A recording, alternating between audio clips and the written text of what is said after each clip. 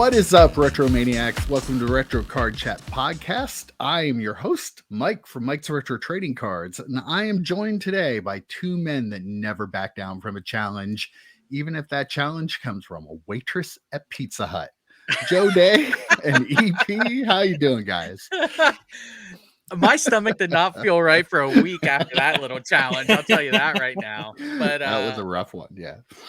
Let's get into it. I'm ready to roll. How you doing, EP? Feeling good. How about yourself? I am great. I have a little bit of caffeine in me now. I'm ready to go. Had a little bit of technical troubles here. I'm not going to mention who, but we are ready to go now. I think we all know. It's me. It is always you, yes. But let's get right into it. Time for some hobby news.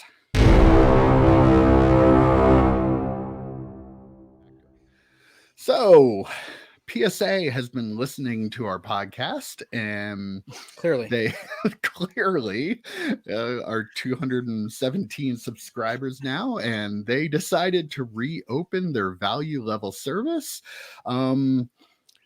Changed it a couple times. We'll just talk a little bit about where it ended up. It is now $30 a card with a declared value of $499. And yes, Joe, they will be graded after you get your cards back. Anything in backlog will be done before these. Move the needle for anybody? Pass. My first thought is, is it really? Are they really going to put it behind Joe's cards? They're guaranteeing what? Like, I think it's like 6 to 9 months, something like that. Isn't that right? Isn't that what they're saying? So that means they think they're going to be done with the backlog by that point, right? Yeah. So what do you guys supposed think to be? Yeah. I mean, I feel like they have to be almost done with it by now. I feel like it too. Yeah. And Joe, I believe your cards finally moved too. Yeah, so some breaking news within the breaking news. My cards are finally to the fifth phase. It only took 404 days. I say 404. Let me actually back up. It's actually 447 days from the moment they had them in their hands. 404 days since they put them into the system. So yeah, it's been a little while. But they did move into the phase pass grading, which is what, encapsulation or whatever it's called. Assembly, yeah. So it's been so long, I don't even know what the phases are anymore. It was on grading since February, so I really haven't looked. But I will say the one thing that would concern me is if I was sending cards in under this service, well, a couple of things. One, you have to realize they're not even going to start looking at them for, I would say, at best 3 months, right? Yeah, I mean, that is the earliest that I think that they'll clear up the backlog. And I'd like them to define what that even means, clear up the backlog. Does that mean every single card has been encapsulated, QAQC'd, shipped out and all that? Or does it mean, oh, they're all in grading, so we cleared the backlog? Because that's a big difference. Mm-hmm. The other thing that concerns me, and I don't know if you mentioned it, Mike, is it's a 20 card minimum. Yeah. I don't know how many people have. I don't know how many people have 20 cards to send in. I'm sure there are a lot, but for those of us who don't, well, if we want to send these cards in, guess what we have to use? A group submitter. Which did they not learn anything from cards with group submitter? Now, I'm sure the three of us could combine and find 20 cards total for three of us to send in and do it if we wanted to. But if you're not in a kind of a clique or, have a group of friends that would be willing to pool their cards and do that, you do have to go through a group submitter. And that would make me very, very nervous, both as the individual and as PSA. It should make them nervous anyway. Yeah. My main thing is I want to know like really how long we're at here before I send anything in. I mean, $30, I think it'll go a little cheaper than that. But I want to know, I don't want to send them my cards up front, not knowing if I'm not going to get them back till, January of 2023. There's a big difference to me if I'm getting them back in September or January. People with Prism football coming out. That was a question I had asked on Twitter. Like, how many people are going to take that risk of sending in at a value level any of the Prism football? Like, I'm sure that is one of the big products that they could get cards from, but if you might not get it back until after the season, what are you losing out on? So, I mean, I will use their value service, obviously, but I need to find out how long it's going to be before I make that decision. EP? Yeah, yeah. I got for my nephew for his graduation. I got him an Elite Trainer box of Pokemon cards, and he pulled a full art trainer of the top full art trainer, Skyla, and I don't it know what is any of these centered. words mean. It's centered perfectly. I said this is a candidate probably to send in to get graded because it is so good. And I Mhm. said to him, but it costs like $50 to send in. Let me see if I can get a couple cards together, see if anybody else has any cards to put together. We'll send in an order. And this was like last weekend before this big news came out. This is Mhm. even more so. We're like, well, okay, well, this is a chance. But I mean, even at 20 cards, even if the three of us and our buddy Rob, and then this one card from my nephew, we all go together. Like it still feels like it's so many cards. Like the 20 cards still feels like a lot to try to put together. And I just it's a little. I really wish it was not the 20 card limit on it, or the 20 card minimum on it. It feels like just a little. If it was 10 cards, I could see it working, but 20 cards, it's going to keep people from too many people from sending in, I think. Yeah. But it should hopefully limit them. But then I was talking to Rob about it, and he even said there are probably people who have saved hundreds of cards waiting for this level to drop. Right. And Oh, so I'm we sure. don't Yeah, know. there Like, definitely are. yeah. So, So do you guys think it's going to cause another backlog, or do you think is that they have ramped up enough to be okay?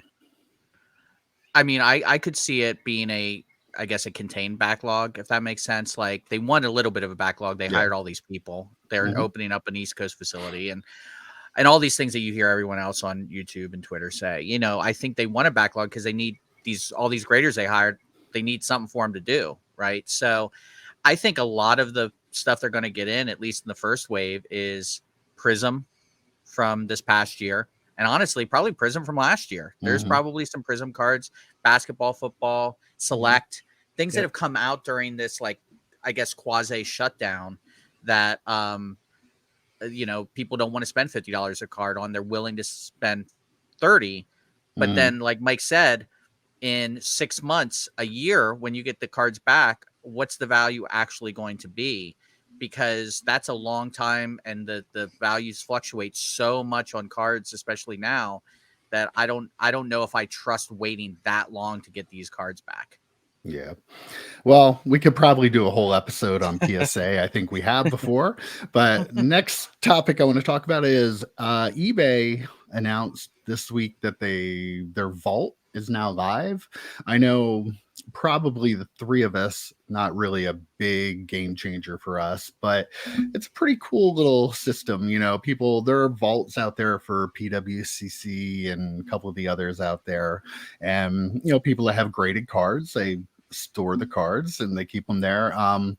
They're only doing it right away for cards $750 and up, and they're only taking from the major graders. And one of the cool things I saw about it though is if you buy a card on eBay and have it sent there, if you sell it, they're not charging any seller fees on it. They're going to charge like a $3% transfer fee for the buyer. But the big news I think out of it is they aren't going to be charging the seller fees when they're selling cards that they have in the vault. And if you think, oh well, that kind of screws the buyer a little bit. I mean, you have to look at it from the perspective of maybe you can get cards cheaper if I'm not being charged as a seller 13% Mm-hmm. selling fees, and also their vault apparently is in a tax haven in Delaware, Mm-hmm. so No the sales buyer wouldn't tax. have Yeah. to pay the sales tax. So that 3% is actually the seller, or I'm sorry, the buyer will end up saving some money as well. I'm actually kind of surprised that eBay hadn't done this before. This feels like more of a reactionary thing to, Golden, Mm-hmm. PWCC. What was Star Stock was a thing for a while. I mean, it feels like it's more of a reaction to those. Maybe they're worried that certain cards that they might lose some market share on, that they normally would have all of the cards coming through them. now there's this little piece that's being taken out that they want to try and get back. So again, I'm surprised that they hadn't thought about this when the first, vault became Mhm. a real thing. EP? Yeah, you sent out a text yesterday and said, "Hey, these are what the news topics are going to be. You want to familiarize yourself with it." And my response was, "I'm not going to familiarize myself with this at all, just because I don't have any cards of that value, and I don't see myself really like buying any. And if I buy them, I don't want them sitting in the vault. Like I'm Yeah. buying them as my own cards. So like Yeah. it's not really my universe. But if I was going to buy and sell and deal in those kinds of cards, it makes sense like for all the things you guys said. But it's just not something that I'm not even anywhere remotely close to Yeah. partaking in anything like Well, the that. price is probably going to come down, kind of like it did with the authentication, right? I Yeah, it mean, it's will. probably Mhm. you could have a card EP. I mean, your trout card, for example. Maybe two cards out of my entire like thousands and tens of thousands of cards, and it's But just as a not buyer, I'm not buying stuff out of the vault because if I'm buying it, chances are I want it for my collection. right. Exactly. Yep. So Send it I'm to not me. going to. Yep. This is for flippers and investors for the most part. Yeah, and I mean, we want our cards in Mhm. hand. I mean, we're not really the market for it, but there is a pretty big market of people out there that like to have that service. So, pretty At what interesting point? that they're opening it up. At what point does this to you guys almost feel like NFTs, right? Like Yeah, a little the bit. cards are never in your hand. They're just out there somewhere. You Sure, there's a can get physical them though, card. so You you can can get get them. them. Yeah. You can Right. pull them out and get Right. them. Mhm. But to me, if you're just trading cards virtually, basically, and they're Mhm. staying in the same place, and it could be 10 sellers down the line before they physically are touching the card. Could It be. almost feels like an NFT to me, but Yeah, a little with bit. with something physical to back it up. Okay, well, moving on to this week's topic, we're going to talk a little bit. The three of us both got back into cards pretty hardcore last year. We were longtime collectors, maybe took a little break from it for a while, but we're going to talk about our three biggest mistakes we have made since we got back into this. And we're not going to do it pre whatever. We could very easily say, well, we should have bought this or should have bought that. But so we're going to do it, cut it off from when we got back into it last year, and just talk a little bit about things we might regret having done or not done. I guess we'll give it to you, Joe. So when I suggested this topic, I the first thing I thought to myself is misery loves company, right? I mean, Mhm. when something goes wrong in your life, you really want to hear other people's having a tough time too, because it makes you feel better. And I kind of felt that way about the hobby in general. So my first one is grading with HGA. Yeah. I'm sure a lot of people have that regret. I'm sure a lot of people have HGA slabs in their collection, HGA slabs in their eBay stores. And not just grading with them, but being such a big proponent of them. I got Mhm. in many a Twitter fight with folks that were kind of slamming them. They were slamming them for the wrong reasons. I think they were slamming them because they were folks who were really invested in PSA and didn't want to see any sort of competition. So it's easy to squash it. I will say though, with HGA, I still think I will die saying this. They still have one of the nicest slabs, actual slabs. It's probably them and CSG. They really have nice labels. And the cards that I sent were accurately graded, I felt. Mhm. All that being said though, with everything that's going on with HGA, and we have a pod that I'm sure we can link somewhere. The downfall of HGA, now I have several cards that are encapsulated that probably lost quite a bit of value.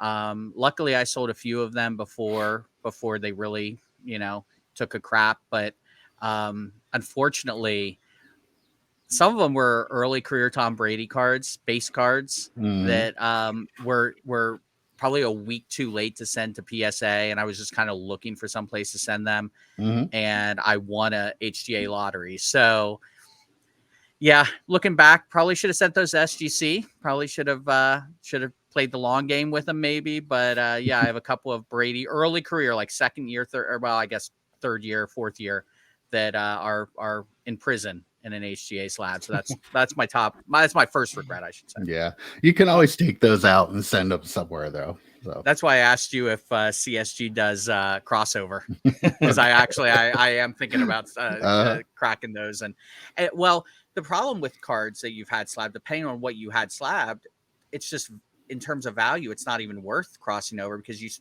how much did you spend? How much was HGA when we first started? $30.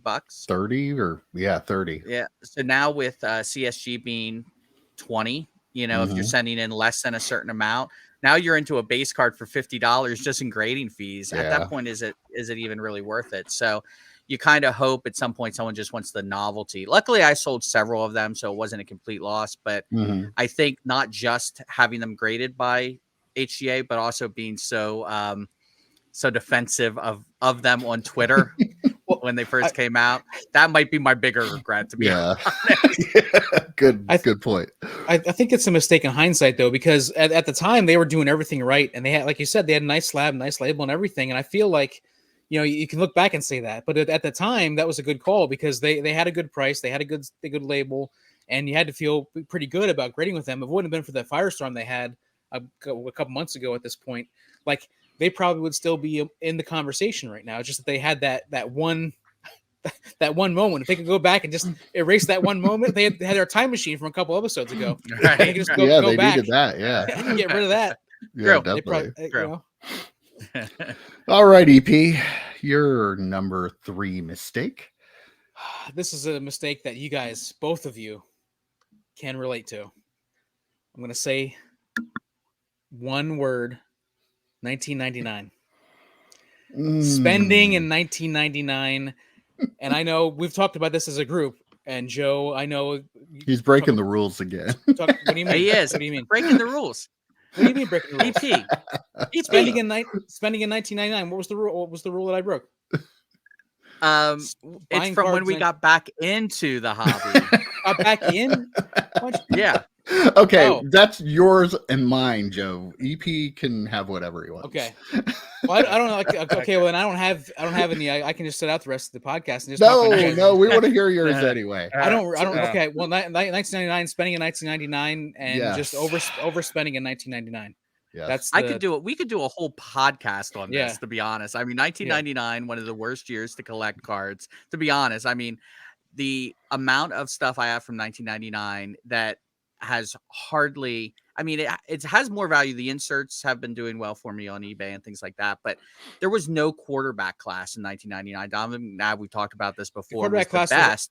In 1999, the quarterback class was awesome. It was one of the best ever. It was. The potential was there, in 2000 we knew that it was not. Right. So, that was a rough year. Like we can look back now in hindsight and know that it was really bad to put that much money in. But were there 5 first-round quarterbacks that year? And it was either 4 or 5. Achilles Smith, Dante Culpepper, and Cade McNown. And Cade McNown, right? Yeah. So there were 5 first-round quarterbacks. You had a big name running back. That was a special draft class at the time. Turns out maybe not so much now, but if you look at the players themselves, Champ Bailey, Torrey Holt, you're looking at like elite play. Edgerrin James is in the Hall of Fame, Ricky Williams. I mean, you're looking at a lot of elite talent, but unfortunately the hobby doesn't care about non-quarterbacks. I've jokingly said numerous times that if Cade McNown had a Tom Brady career, I'd be driving a Bentley right now. Could you imagine taking that draft class and the hype for it and putting it in this year?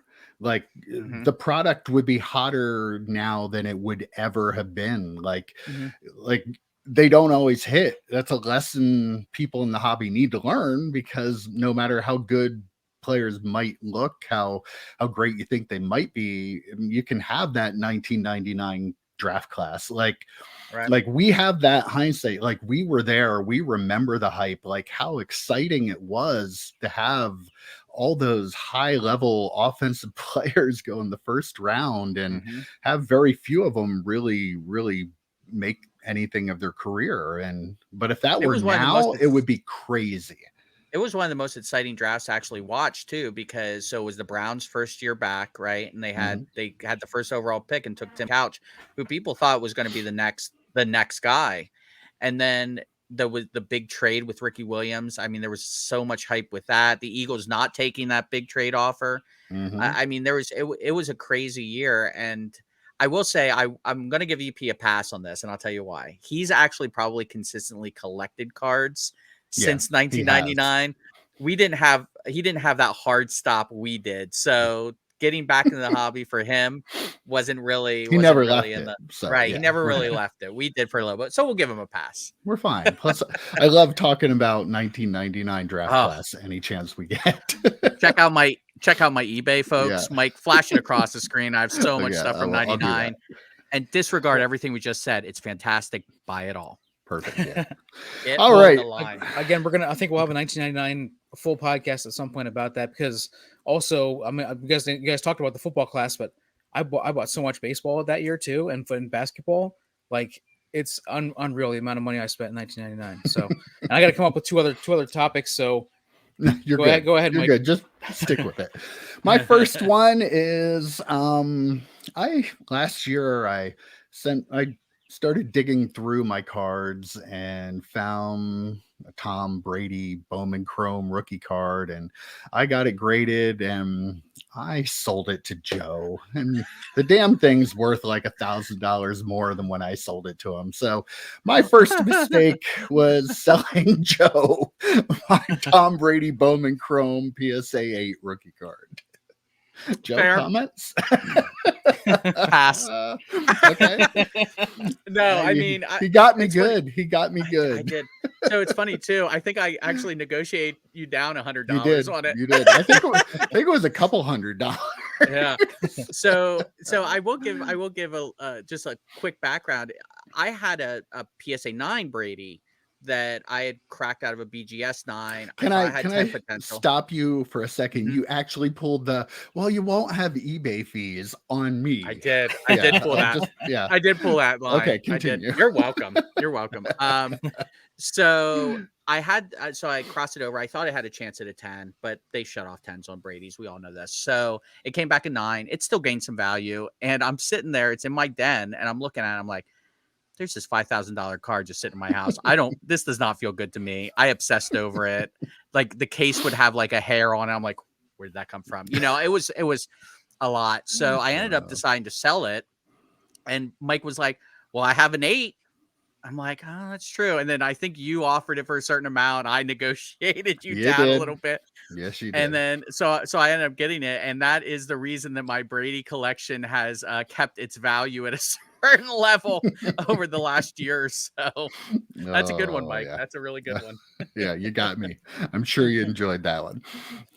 All right, Joe. You're number 2. By the way, I lost a little value on the Brady 9 that I sold, because they went up obviously in value too after I had sold it. And I always think to myself, well, I'm not going to complain to Mike about that, because the value I lost on the 9, I gained on the 8. Yeah. So my second one is buying 1990 Marvel Universe right after its high. So I'll explain. Its high was $3,000 a box. I did not buy it at $3,000 a box. I bought it on the downturn, but it was still high to the How point much? where let me pull up my expenses here. Come on, tell me. They were about $1,500 a box. Wow. So in hindsight, yeah, not great. But I'm thinking to myself, hey, they were 3,000. And I ripped both of them. I ended up buying a box. Let me pull it up here. I ended up buying a box a few months later because I was starting to run out of inventory, I guess you could say. And I bought another box for only about $500. Now that's on the low end of where it is now. I mean, they still cost about $800. So the amount of value I lost, once you take out what I pulled to make my own personal collection set and things like that and the holograms, it probably would end up being about $2,500 to $2,700 or so of cost. Yeah, I'm not gonna lie, I got a little caught up. What's the word that starts with an NEP? I had a little bit too much. Nostalgia. There it is. Remember There was that just a time. little there was a little too much nostalgia with that movie. But And you had yeah, fun. I did have a lot of fun. I did record one of the rips. Did not put it on the channel because it was. Maybe we'll do that as Wow. maybe we'll do that as looking back to when Joe Day didn't know how to record anything. But yeah, so spending about $1,500 a box on Marvel Universe Series 1 was probably. I regret that. I regret Well, that decision. I might have you beat, but we'll talk about that a little later. I will The thing say is, you got some fun cards out of it. Like you sent some of the cards off to PSA, right? so that we'll talk about that here in the next thing. But I will say I did do fairly well. I sell a lot of the singles. I sold sets. It wasn't as bad, looking back. But I like to keep my, kind of my sales versus expenses. And there's a big gap between my sales and expenses, and a lot of it is tied up in that in the Marvel Universe stuff. But we'll talk about that We'll talk about in why another in a little bit. topic. Yeah. Yeah. Okay, EP.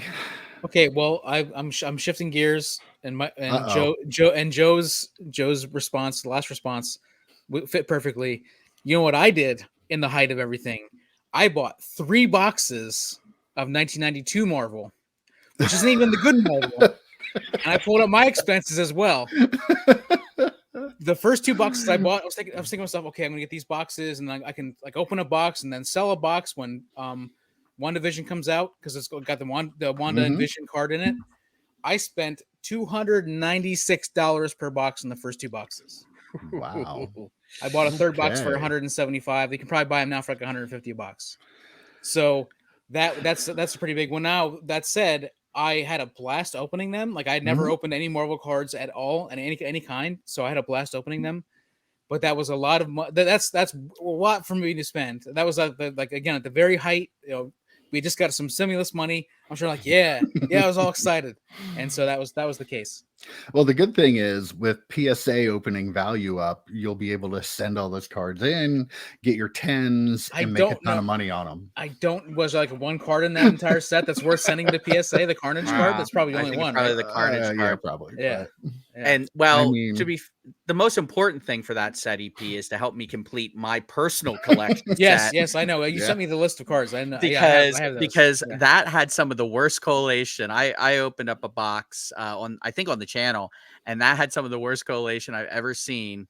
And I am like 30 cards out of a 180 card set. I am like 30 cards from completing it. Absolutely ridiculous. It's probably the reason it's my least favorite set. But yeah, that's brutal because it's not even series 2, man. Like, and I think series 4 is a better looking set. Yeah. The thing is, like I said, I never opened a Marvel card, so it was cool to open them and to see all the backs, like the bios and everything. And it was really fun. It was very expensive fun though. That was the thing. Like it was really, I should have, if I would have waited. 3? What's that? Did you rip all 3? No, I only ripped 1. I still have two unopened boxes, but I'm trying to sell one on eBay, and then hopefully I can get a little bit of money back and maybe open a second one just to complete the set. But it might pick back up. You never know. There's no chance. That was the absolute top for that for all Marvel cards, probably, right? Yeah, probably, yeah. All right. Well, my number 2, kind of similar, maybe a little different, but I got a little too wrapped up into following the Target drops and buying retail product from Target, just because you could, hobby stuff was out there and I could buy. So I ended up ripping a lot of new retail product that I probably really didn't even want to rip, but I kind of got caught up in the it's dropping. Did you get anything? I'm going to get on right away. I'm going to buy those, man. I mean, I will admit I did flip a couple things that I got that ended up being really hot, but for the most part, I bought stuff to rip it open, and I don't know why. I just did. It was fun, not gonna lie. Probably not as much fun as what I actually spent on it, but it was fun. But yeah, I have boxes of modern baseball, basketball, football that I don't know what I'm ever going to do with all of them. But yeah, I bought a little too much retail product. Yeah, so I almost got down that same rabbit hole a little bit with you because you'd send us a text. I was sending out to you guys. Hey, you were like this? you were like a heroin dealer, man. You're like, hey guys, did you get the new stuff that just dropped on Target? It's still available if you have a red card. And I'm like, I got a red card. I like, what am I ever going to use that for again? But I actually bought Prism draft picks, which again was a fun rip, and I ended up selling some of it, to be fair. But and then I bought some of the Don Russ holiday boxes or whatever it was. I still have a Kellen Mond sweater card, which big. How is that a Huge thing? But I have. How's it not a thing? That's true. That's true. Maybe buy all of his sweater cards and make an actual sweater out of it to see if you can do that. But yeah. That'd be a heck of a video. That'd be a heck of a video. Would be a heck of a video. The sweater rainbow. If my grandmother was still with us, I would do that. I would buy all these sweater cards and ask her to make a sweater out of it for me. But I will say it's exciting to rip open stuff, but looking back, oof, that retail stuff, man, is not that's good. Just not for the faint of heart. No. The thing is, though, the retail, like the way prices are right now with some of the stuff, like retail is the entry level where you have to get in. Maybe don't buy 10 boxes. Like I bought 10 boxes of last year's Bowman, and I was relatively happy with it. I only opened 8 of the 10, and but I mean, like it was that's where entry level is right now. You can't buy a box of if you buy a box of hobby, you're paying way more than even for probably 10 boxes of retail. Yeah, if you want to rip, you have to buy retail almost. Right. And you don't have to buy 10 boxes of Sage or 10 boxes of Leaf draft picks. I still got 4 boxes of Sage unopened and a box of Leaf unopened. I opened all mine. Not worth it, but boy, guys, I'll tell you what, it's it's Mike sent in those texts at like 8 a.m. Hey, did you get it yet, guys? Yeah, that was. You can picture him like scratching his arm, like, did you guys get it? Did you guys get it too? Drop? When's that next drop? Well, I have gone through rehab, and I've been a lot better with it lately because I've realized there isn't really much of this I really want. Every now and then, if it's something I would enjoy ripping, like I won the drop lottery on Fanatics for the Prism football, so that'll be fun to rip. And I didn't. Yeah, I got 10 of them because you were allowed to buy 10. But yeah, I didn't need 10. But did you really complete rehab? Did you? Right. Okay. Well, I went to rehab. I learned a couple things. He's on step 1 of the 12-step program. Is what's happening. Okay. Well, let's move on. Step 1.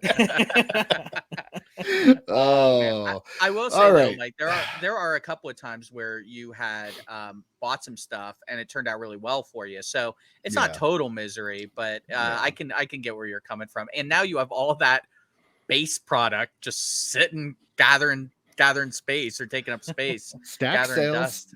Stack sales, right? Yeah.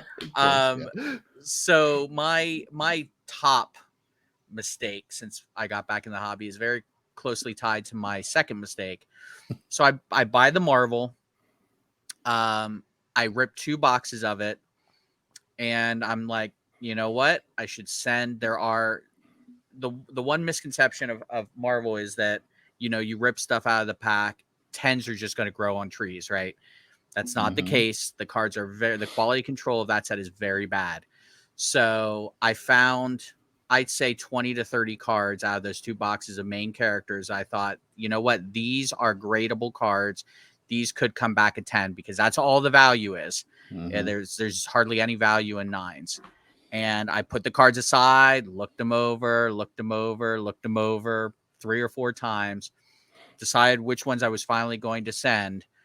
And by the time I decided, For some reason, I just couldn't pull the trigger on the regular service level, which was what at the time, like 50. 50, I think. Yeah. I think it Yeah. was 50. $50 a card. I decided not to. I said, you know what? I'm going to send them at the economy level, which was 20 at the time. Mm-hmm. And they're still at PSA. If you hadn't heard, for over 400 I didn't days. know that. Really? Yeah, Wow. I know. I Okay. brought that up once or 1,000 times, but I brought that up as many times as they've been there in days. So, so while the Marvel market is still good, it's not like it was a year ago. Mm-hmm. So, I've got Stan Lee cards there that if I would have gotten them back in a quick turnaround in that regular service, you're looking at $1,500 cards in a PSA 10. Now, probably $300, which again, not bad. But I not missed what the it was. opportunity, but not what it was. I really missed the opportunity to make up for the cost of the boxes potentially. Now, if they all come back fours, really doesn't matter. I ended up saving myself money. Yeah. But if I do get some 10s come back, it will be, well, what could I have gotten? What's the difference in value spending the extra $20? So yeah, that's my biggest mistake. And you can hear a plane overhead, by the way. Dropping a bomb on me for not sending those things regular service. But that's my biggest mistake, because honestly, a year ago at this time, I'd have my cards most likely. And there are 3 Brady cards in that order too. So, it's their Aurora. I sent 3 Brady Aurora rookies, the ones I found in the collection, which I think do have a very good shot of getting higher grades, that again have lost value from where they were a year ago. So I should have pulled the trigger, shouldn't have been as nervous, and just sent them regular order. And maybe some of the ancillary stuff that I didn't think would do as well, or maybe the stuff that I just kind of wanted to send, I should have just sent stuff that I knew would sell if it was a 10, and put the $50 per card down. Again, this is an instance where I feel like this is a hindsight thing, where at the time that was the absolute 100% right call, right? Like you can't, Yeah. you shouldn't feel No, bad about it. I don't know. Like, I'll disagree with you there, because no one knew the Marvel. I don't think even I didn't expect the Marvel card market to be as hot as it was and continue for a year. For me, it was more, I didn't know that PSA's backlog was as bad as it was. Yeah, nobody did. No one did. I kind of wish though.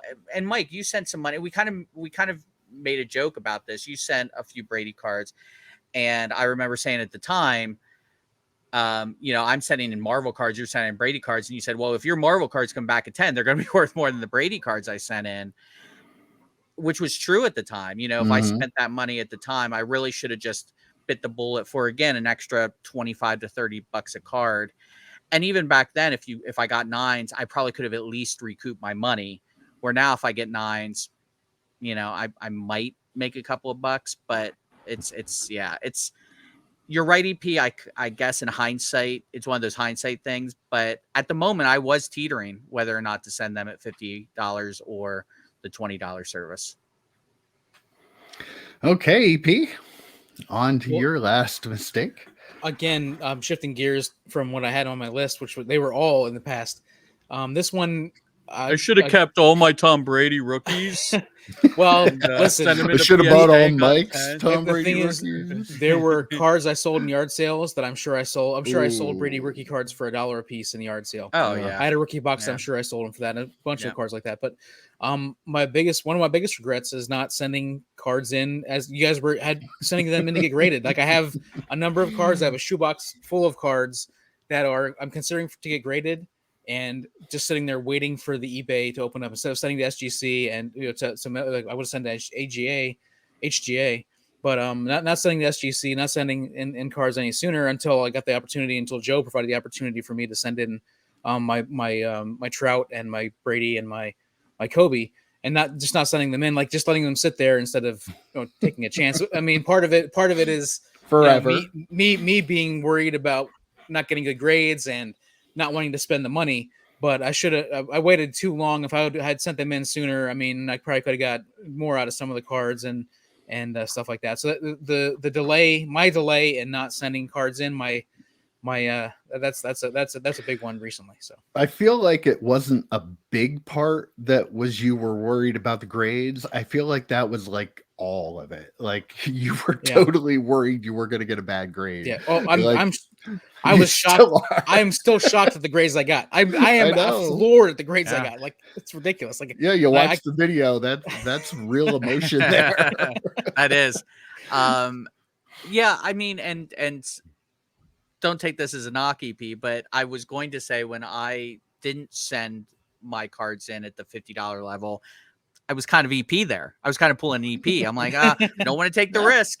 You know, Joe Day, Mr. Risk, Mr. yes. You know, Mr. hey, Vegas. whatever. Mr. Marvel, Vegas, Mr. Risk in Marvel. parentheses next to it. Yeah. Yeah. Mr. Risk. You know, I took a $4,500 Tom Brady card and took pliers to it to crack I still it can't watch that open. video. I still can't watch Right. the video. Back the way when through. you really didn't have any idea what you were doing. No idea. I didn't do a practice run or Yeah. anything. And I cracked that sucker open, and I had to stop the video because I had to get a screwdriver to pry a $5,000 card out of a case. But for some reason, spending that extra, I don't know, maybe $300 in grading fees, mind blowing. I'm like, no, I can't do that. I can't do that. What was I thinking? Not to bogart your worst Right. one. No, EP, no, but that's I the kind whole of felt point, like EP there. I felt like a little bit. Well, I think we all have a little bit of that every now and then, you know. All of our decisions when it comes to cards aren't gonna make the most sense. Right. And that is my transition into my I know. final I think topic. I think I know what it is. Yeah, well, everybody knows I like wrestling cards, right? And not too long ago, there was a release of a pretty big wrestling product put out by Panini. Not sure if anybody's familiar with it, but it's called Prism. And they have hobby boxes, and they may have been selling for, I don't know, $850 a box. Which on is like pre-order. free considering. Yeah. Compared to and other Panini products, sure, yeah. I don't know. Other Prism, yeah. I may or may not have thought that buying two, not just one, buying two boxes of them would be a good idea and a maybe potential investment. I don't know.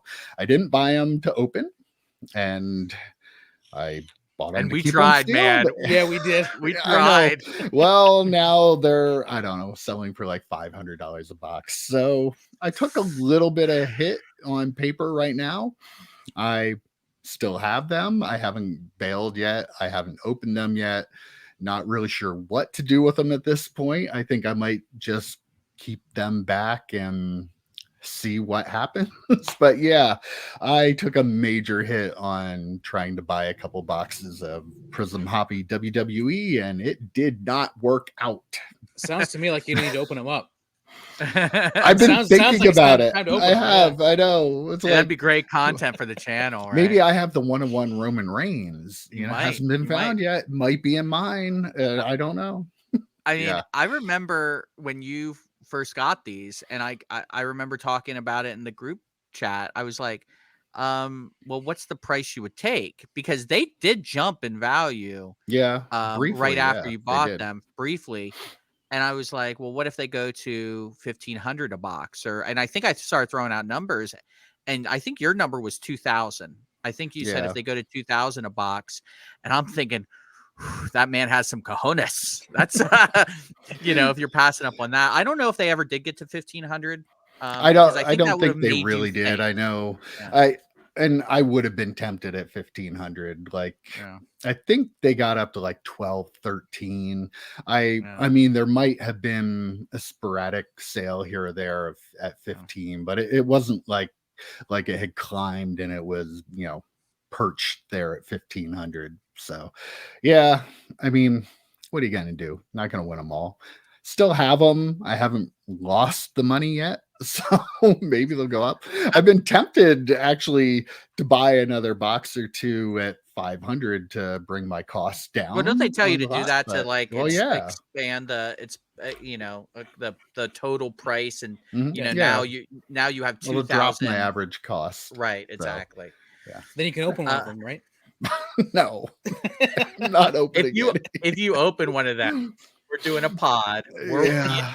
watching you open that bad boy. Yeah, I really don't want to open one. I don't like. Come on. Yes, you do. Come on. Yes, you I do. don't. I really don't. I opened, going back to my number 2, I opened a bit of retail, and oh my God, that was horrible. So yeah, I really don't have any desire to open it anymore. I'm on to something else. So and that's the thing too with Prism. It's like there's just so much of it that it's just they constantly put it out there. And now if you were a WWE fan and you went out and bought boxes of Prism to open, take a step back. Unless you got one of the big hits, take a step back and look at what you could buy singles for now. Because one of the folks you follow in wrestling Twitter posted a couple of the recent sales of some of like the major star cards, just in base cards that were going for like $25 a card a few months ago are now like $2.50 a card. even less than that. Yeah. You can buy a lot of them for like $1. If at any point you think to yourself, I'm a collector, I really want to buy Prism, wait and buy singles. Definitely. So okay, good advice to wrap things up, but I had a little fun sharing our misery with the listeners this week. When the BFD Mike Lutz has some losses, it makes all of us little guys feel better, is what I'm gonna say. We all have losses, and everybody does. Just some people on Twitter only choose to show their wins. People on YouTube only choose to show their wins. So yeah, we all take our lumps every now and then. So absolutely. Yeah. All right, guys. Good chat, and we'll be back next week. Take care, guys. Adios.